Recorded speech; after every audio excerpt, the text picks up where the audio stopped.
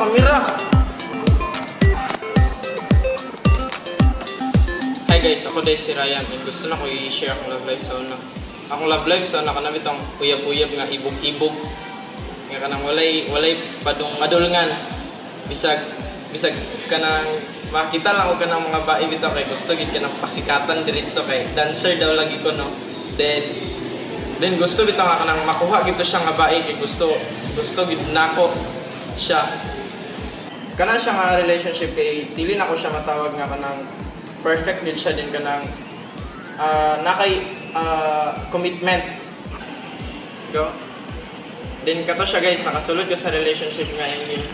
Then nakoy kay me for 1 year or more than 1 year. Then kana siya nga relationship kay dili siya kanang ingon nga stable bitaw kay tungod sa kanang selos nga kanang nailain ka text or nailain ka uban kay wala man kay commitment so dili gid ka makabuot. Nag-ila mi sa text then classmate mo na ako siya first year high school.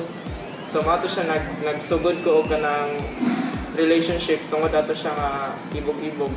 Then tungod po dato nga relationship kay akong wala man napekto na akong pag-eskwela pero ang akong mga buluhaton kay dako ka siya og apekto. Nay one time na na-involve ko sa isa ka grupo din. Kana siya nga grupo kay kanang dili bitaw siya worldly din. Then mo to siya guys, nakasulod ko sa isa ka grupo nga nashiran ko about sa unsa ang tinuod nga gugma. Dili siya magtuyok lang sa inyo daw kung dili involved ang Ginoo. Ano siya akong na-realize. Then kabalon ako kung unsa ang tinuod nga gugma.